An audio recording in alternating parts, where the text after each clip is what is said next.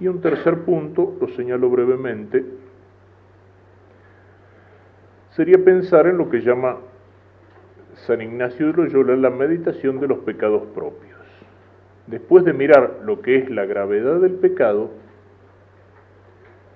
esta meditación que me lleva a mirar de algún modo todos los pecados de mi vida.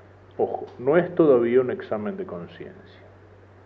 No pretende ser un examen de conciencia, es decir, analizar los pecados ni siquiera como preparación para la confesión general. ¿Cuál es el fin que tiene mirar los pecados propios? En primer lugar es reconocerme pecador. Dice San Juan en su primera carta, capítulo 1, versículos 8 y siguientes, todo el que dice que no tiene pecado, miente. Es decir, mi primera actitud delante de Dios es esa, reconocerme pecador. Es el punto de partida para mi vida cristiana. Es el punto de partida para mi vida cristiana. Y en segundo lugar, llevarme a qué?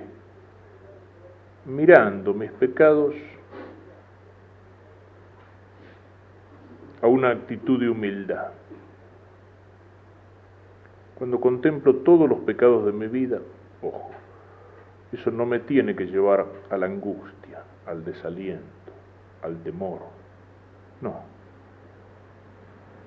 La contemplación de mis pecados me tiene que llevar a una mayor humildad y a una mayor confianza en la misericordia de Dios y a un deseo de reparación, queriendo hacer en adelante cosas grandes por el Señor. Dice uno de los compañeros de San Ignacio, aunque al reprenderte te diga la verdad, si te inquieta no es del buen espíritu, porque el Espíritu del Señor es suave y suavemente nos reprende. Incluso para remordernos la conciencia el Señor penetra con cierta suavidad. Cuando la conciencia de mis pecados actuales o de mis pecados de la vida pasada me lleva a la inquietud, a la angustia, a vivir en el temor de la condenación, a no saber nunca si me he confesado bien, a vivir medio desesperado, eso no viene de Dios. Eso o viene de una psicología escrupulosa o eso es una tentación del enemigo. Esto, tenerlo en cuenta para este tercer punto que San Ignacio nos sugiere como meditación. Dice San Ignacio, mirar todos los pecados de mi vida.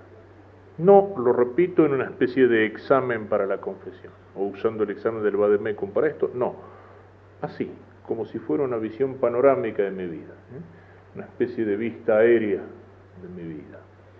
Mirando, dice, el lugar donde he habitado, mirando, en fin, un poco brevemente la historia de mi vida como en una visión panorámica, el lugar, la casa, el oficio, etc.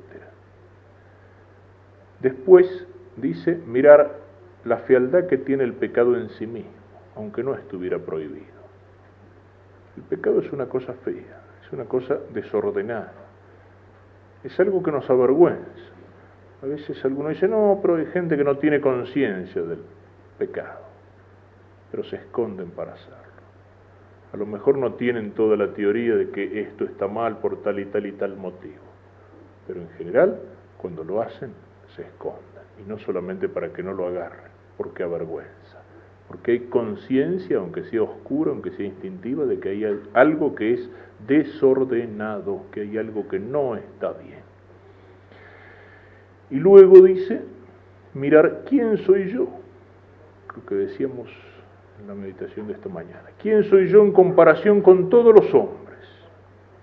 ¿Quién soy yo en comparación con todos los ángeles y santos? ¿Quién soy yo en comparación con todas las cosas creadas? ¿Y qué es todo lo creado en comparación con Dios? Y yo, que soy nada, me he atrevido a ofender a Dios. ¿Quién es Dios el que yo ofendí?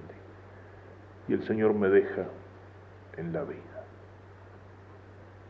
Pensemos entonces así, o en estos tres puntos, o en alguno de estos puntos si me ayuda, lo que es el pecado, desorden, estupidez, esclavitud, sacrilegio, las consecuencias de esos tres pecados de los ángeles, de Adán, del que está en el infierno por un solo pecado mortal que podría ser yo, y luego mirar como en una visión panorámica todos los pecados de mi vida, darme cuenta la fealdad que hay en todo eso y encontrarme así delante de Dios en esa condición. Y concluir o terminar, si me permite un vademecum, lo traje.